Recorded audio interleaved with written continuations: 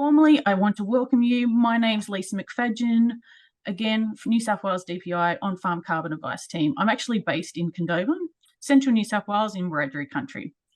So I'd like to acknowledge the traditional custodians of the land on which we meet today and pay my respects to the elders past, present and future. I'd like to extend respect to all the First Nations people here today. So what is it what we're actually doing here today? What we're going to unpack. So I guess what is the On-Farm Carbon Initiative? It is a farm carbon management plan, and what is its value to your farming business? We're going to talk about the steps of participation that you may be interested in getting a farm carbon management plan. And with those plans, it's understanding your farm emission profiles and carbon footprint. We're going to make this process as practical as possible. We're going to talk about some farm case studies that we've undertaken, and we really want you to all think how this can be applied to your farm. Again, on screen, we've got our team. We've got Claire Edwards, Development Officer, Maya Simpson and Camilla, Comms and Engagement. So I guess the objective of today is that all of us in the room today or online is that everyone's at a different stage of their carbon journey of understanding, whether you're actually implementing something on the farm or you're actually just here today to learn more so you can look at what options you have. I guess there's questions available in the Zoom chat, and we'll address these questions at the end, but please make sure we want this as interactive as possible. So don't be shy. Definitely no silly questions. We really want this to be open and transparent and really a space that we can all learn together. So I guess, again, this webinar is recorded and this will be available after the webinar. So I just want to share with you our funding. So this is a joint initiative between the New South Wales DPI and the Office of Energy and Climate Change through the Primary Industries Productivity and Abatement Program. Major outcome is that it assists the ag sector for a low carbon transition. So we're really about preparing farmers to transition to a low carbon space. So we want to lower their carbon footprints so then they can potentially look at opportunities within markets potentially, or just in setting on farm that they can do on farm. Now, I have heard a bit of background noise, so if there is someone there that hasn't got mute on, I would ask nicely if you could mute yourself. Thank you.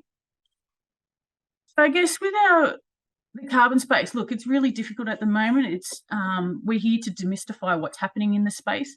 It's multiple sources of information that's out there at the moment, and I think that's where people get confused, unsure where to start. So this is where we hope that we can help you in your journey of learning and particularly undertaking a farm carbon plan. So I guess there's a lot of opportunities that are happening in the carbon space, and it's just preparing you all for what decisions you may want to take to capture that opportunity. Really some key drivers that I want to talk about that's driving the carbon space. This is from the consumers. Consumers are really asking for a lower carbon footprint. As you see on screen, there's a carbon neutral beef. You might have seen that in your local supermarkets. Really, it's about consumers demanding that they want lower emission intensity products, but these products also have offset emissions that actually make it carbon neutral. You'll notice there's the wool in the EU. So the wool market over there is already asking, all consumers are demanding that they're selectively purchasing for a lower carbon footprint products through the supply chains, and we'll see that a lot more coming to Australia, is what we're anticipating. I guess there's another risk area that's happening in the global market, and that's the Task Force on Climate-Related Financial Disclosures. Bit of a mouthful, I know, but really it's about those bigger corporates and investors that are looking at companies and how they're exposed to climate risk. They use these assessments and they really want to identify how companies and businesses can minimise their risk with climate change and really reduce their exposure that their business may have. I guess looking at the slide here, I really want to highlight how increasing pressure of the carbon footprint is happening. Be interesting to know those on in the webinar today, how that potentially is impacting you, or you're just becoming more aware now that it's something that the consumers are asking for. So really, we want you to understand what your current farm emission profile is. We'll work out your total farm emissions and your emissions intensity and the net emissions. A lot of this is all new language, so I don't want you to feel fear at all. This is a learning space and it's safe again. So please feel free to ask any questions in the chat. With these carbon management plans, it's really about tracking the impact of your on-farm management decisions relating to carbon. So whether that's abatement of carbon or whether it's looking at options of management change that you may do that will increase your sequestration on farm. And what we really want to do is identify the opportunities for you. So whether this is entering carbon markets or even looking at opportunities with the environmental markets. So one thing that we really want to look at is, what is your motivation? Like, why would you be interested in doing a farm carbon plan? Is it just to potentially understand what credits that you may have on farm and whether you may want to sell them?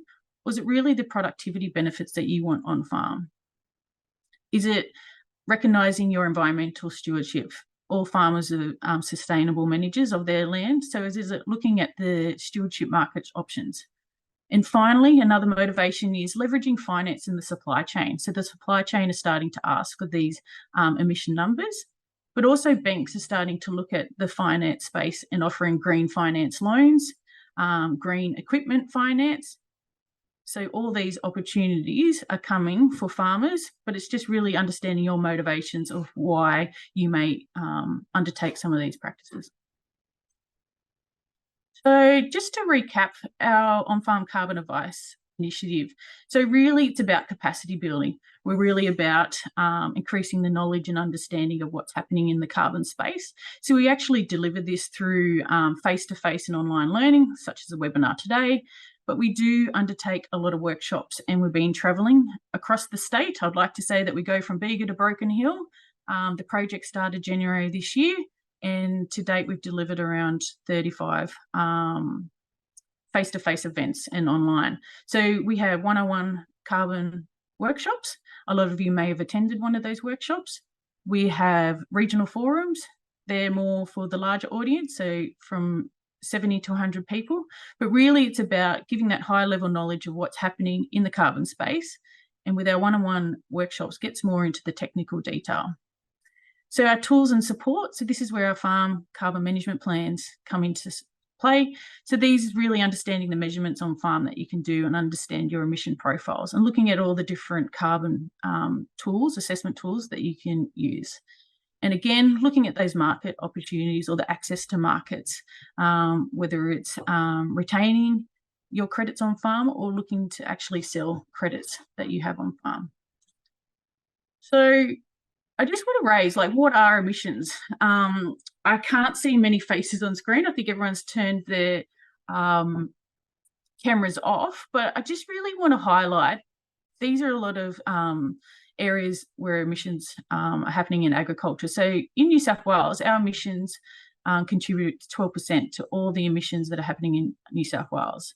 And as you can see down the bottom of the screen, there's different areas of agriculture that are contributing to that emissions profile. So we've got urea, lime, stubble burning, manure management, and a big one is methane. So the livestock is actually a very large factor into the emission profiles that we have on farms. And that's probably where the biggest opportunity of our on-farm management can come from, with abatement and different activities that we can actually do. So why develop a DPI farm carbon plan? I guess at the end of the day, there is tools out there that can give you profiles of your emissions on farm, but what we're really looking at is trying to give you a profile that's specific to your farm, that then you can make the decision that suits best for your business fit. Every farm is different, every farm is unique, and that's where we really want to highlight that these plans are tailored for you. And obviously looking on screen, there's different enterprises and all have different profiles. Obviously the dairy and the beef have a large contributor with the enteric methane. And I guess this is just like a template, a baseline representation or carbon footprint of these enterprises. So we don't have the numbers there because we didn't really want to overwhelm you with getting down into the specifics, but I just really want to highlight that you can see in that light green area that's where the livestock contributor of the beef and the dairy enterprises are different.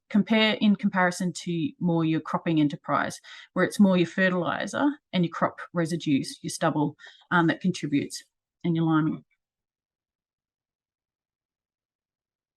So moving on, I guess when developing a farm carbon plan, really highlighting, we're wanting to identify the emissions. We really want everyone to understand your emission sources and where the potential areas are for sequestration areas. We want everyone to understand these carbon emissions and what's the measurements that you actually do, what's the contributing data that we actually have to capture to get these emission profiles. Again, we've been talking about the market opportunities, but it's understanding the risk and opportunities for these new income streams. We actually have an action plan with these farm carbon plans, and it's all about emission management. And it's understanding your management options to either avoid emissions or reduction. And it's really about that productivity gain too, so resulting in the efficiency gain, so livestock, nitrogen and energy.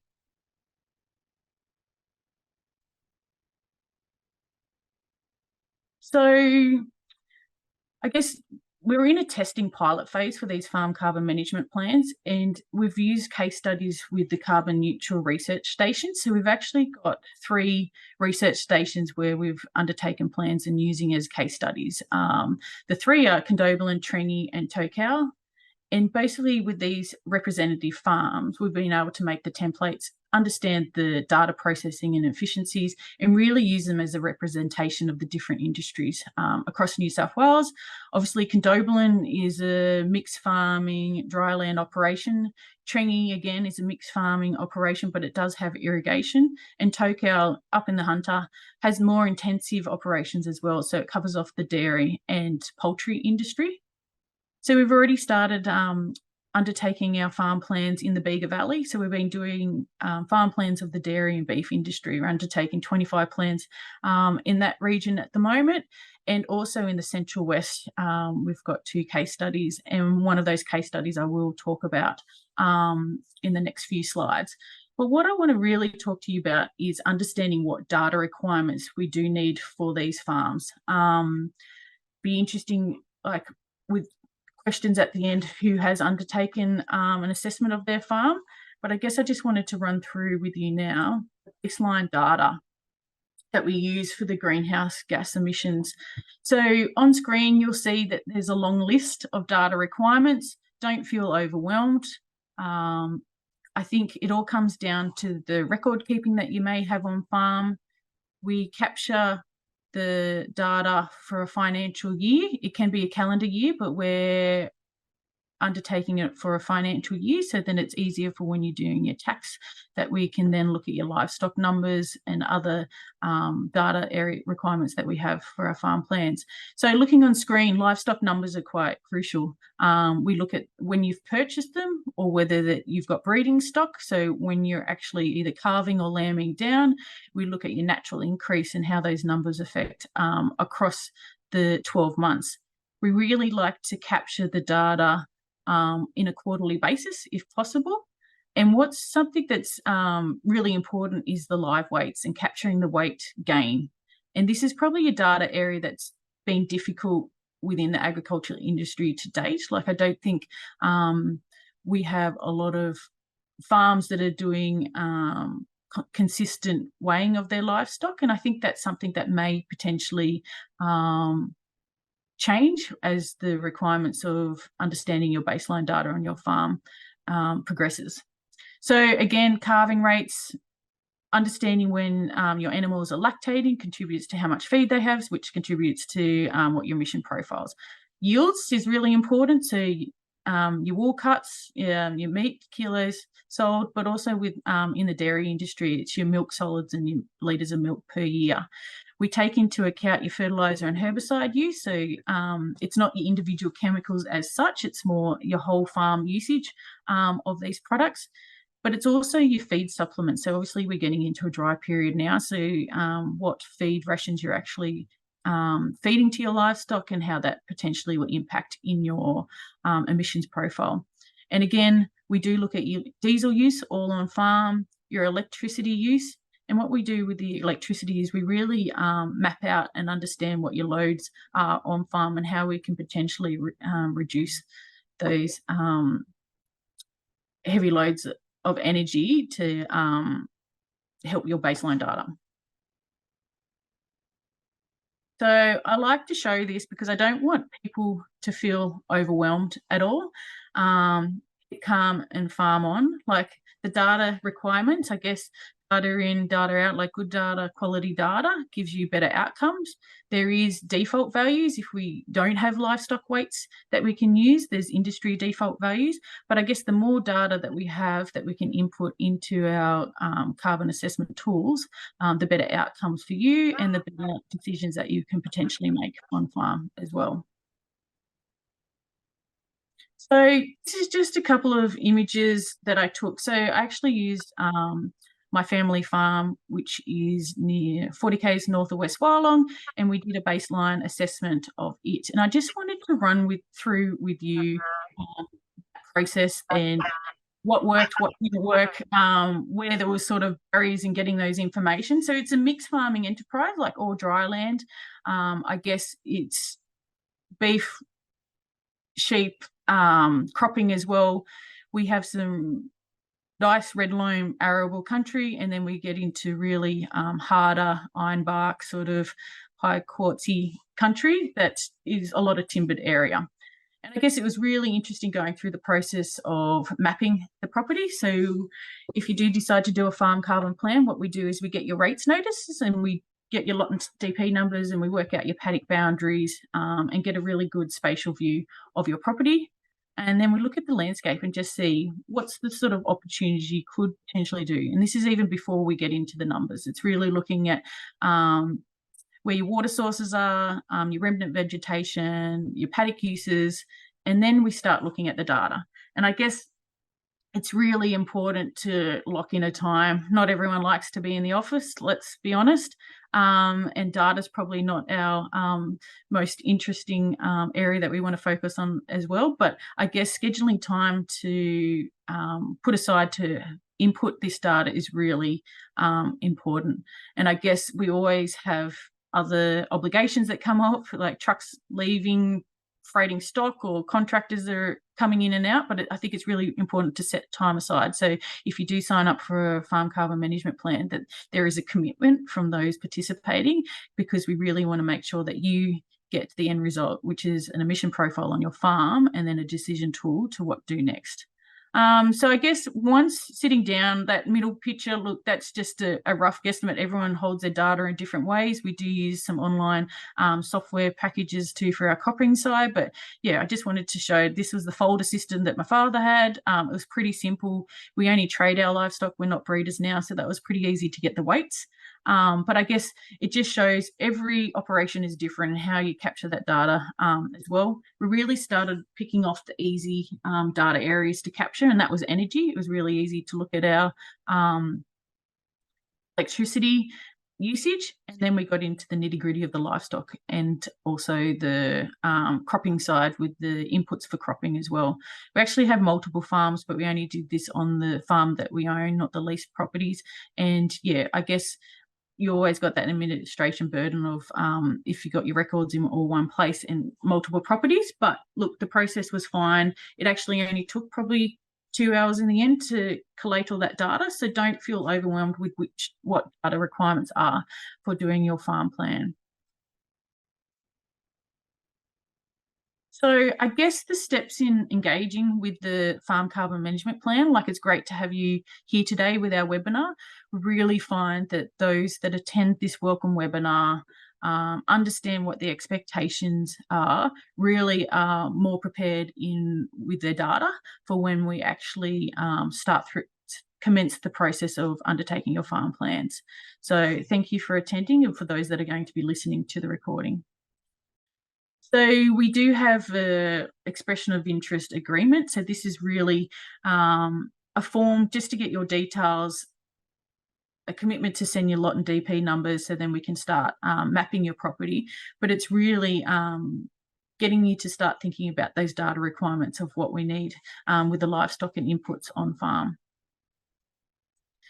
So then once you've submitted your expression of interest agreement, that's when we actually start collecting and collating those data. So to date, we have been doing on-farm visits, but we will be doing not all on-farm visits, but we might be doing small farmer groups in various locations, so everyone can bring their data and we can share the knowledge in those small groups. It just depends where everyone's located, and I guess the more prepared you have with your data, the more output that you'll get as well. So that data collection, and then that's when we vet your spatial map of your property. That's when we really look at the landscape of your property and look at the opportunities that you could potentially have whilst looking at your data as well. And once the farm carbon management plan is complete, that's when we'll come back together in small groups and look at your plan, look at your maps, and really discuss the action plans that you may have for your farm, looking at the abatement options you may have, looking at the potential opportunities that the markets might present in the environmental, look at the opportunities that you may present this plan to other commercial interests. So I guess really want to highlight, which is on the next page, this data is yours. Your data will not be shared. It's your own data. It's your own plan. So this plan is for yours to keep, and how you use that plan is up to you, to your discretion. So everything is privacy is our high priority, and we just want to make sure that everyone is comfortable with that. We will be doing de-identified data just as reporting purposes and talking about the areas of the farm carbon management plans across the state and the uptake, and I guess the interest areas for farmers. But yeah, just again, really want to highlight that your data will not be shared. We actually don't collect any financial information at all. It's all management data for your farm. So what is a farm carbon management plan? So this is a bit of a snapshot of the Trengy Research Station, and what we do asset mapping. So as you can see there, we highlight the fences, the infrastructure, the built infrastructure, so your sheds, your buildings, but also do your natural assets, so any riparian areas, so any watercourses that are going through the farm, dams, all taken into consideration. One thing that our carbon plans is focused on carbon, but what we really want to capture and discuss with everyone is start thinking about, like, what's the biodiversity options that you potentially may have, and that all comes down to the actions of what activities you may do to help sequester carbon, such as tree lines that may link up to a remnant vegetation area. So the report, basically you'll get a total and net emissions profile. If you have your weights for your livestock or your wool kgs, you'll then get your emissions intensity. So that's where you can actually compare your farm with other product. So sheep can be compared to other sheep in other areas. So your emissions, you'll get an emissions profile from all the different enterprises on farm. You'll get a map of the land use for the past year on your property. And basically you'll get also a profile of the sequestration potential and stored carbon. So that's your soils and trees. Again, what's different with these farm carbon management plans is that you get an action plan. So we really want you to go away with activities that you can pursue, or understand what activities that you can potentially pursue. And also just the options, management options to reduce emissions and increase sequestration. So this is another map of the Trengy Research Station. So this is a land use one. As you notice, like Trengy is that mixed farming area. You'll notice the lighter yellow is your dryland cropping, the brownie colour is your irrigation area, but a large proportion of Trengy is actually pasture and trees. If you look in that, you can see an airstrip, but there's actually a sort of a creek, low-lying areas. In the last 3 years, it's been quite wet in that area of Trengy. So yeah, suitable more for your grazing purposes. But again, we look at your total emissions, the sum of all your emissions, minus your storage and sequestration equals your net emissions. So this is just an output from Trangie Research Station. Sorry that it's quite small with the writing at the bottom of the bar, but I really want to highlight that the emission sources. So you'll see the list. We've got your livestock, you've got your sheep, your beef, any silage, irrigated crops, fertilizer use, fuel and energy. You'll see that there's all different size bars there, and obviously one that stands out is the beef, and that's just because due primarily to the numbers that Trangie has. There's no right or wrong numbers. This is just to showcase like Trangie's numbers. Numbers will change from year to year, and it all depends, I guess, on seasonal conditions too, and how many livestock you are running. But also it showcases too, if you do any stubble burning and whatnot, it really amplifies your emissions sources on farm. The smaller green areas is the sinks, so that's your vegetation and soil. So it is a smaller amount. So basically your emission sources minus your sinks equals your net emissions. So in the plans, I'll just show you the next screenshot. So that's sort of the outlay report that you'll get. So you'll get your activity, the land use, your emission sources, and then you get your numbers. And those numbers probably don't make much sense in a big chart until we start explaining. But I guess really we want people to understand the trends from year to year of those numbers. So again, there's no right or wrong numbers that you'll be getting in these reports. It's more understanding so then you can make the management decisions to potentially change those emission profiles that you have. Again, you'll get areas of scope 1, 2, and 3, so you'll understand where the sources of those emissions are, and that's probably more something that in our one-on-one workshops that we discuss more the scope 1, 2, and 3 emission profiles. And finally, this is just more of an insert, but it just shows you the numbers of livestock and the contributing factors to that emission profile. So you can see the manure, you can see that with the silage bales and the fertilizer. So fertilizer can be the synthetic or organic fertilizers, or determines the different emission profiles on that farm.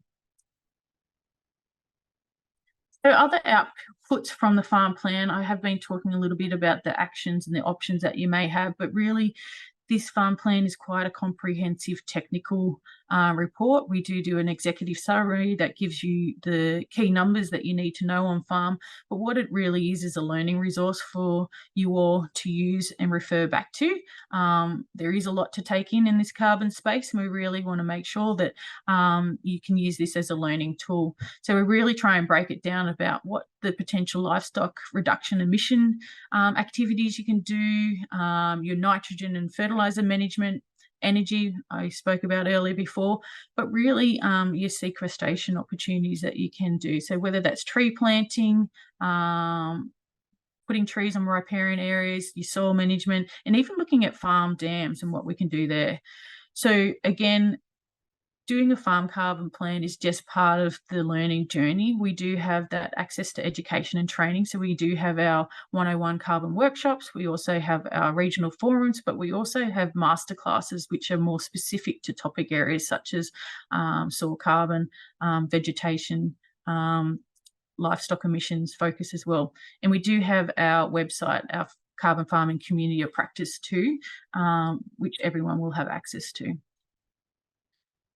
So I guess what's the next steps? Everyone would expect an email from our carbon inbox, so carbon@dpi.newsouthwales.gov.au. This is where we'll send out an expression of interest form.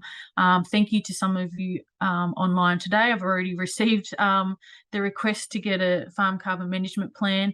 I just want to highlight the expectations. We have limited the number of plans that we are doing for the Central West sort of area, mainly because we're doing plans across the state. So it is a first in, first served type arrangement. It does come down to the hectares and the amount of livestock that you are running on farm as well. And I guess your data requirements and whether you have the numbers to input into the farm plan as well. So that's all taken into consideration. But again, you'll expect it's a fillable PDF that will come out. If you don't receive it, reach out to myself, Camilla or Claire, through the carbon inbox, and we can start progressing these plans.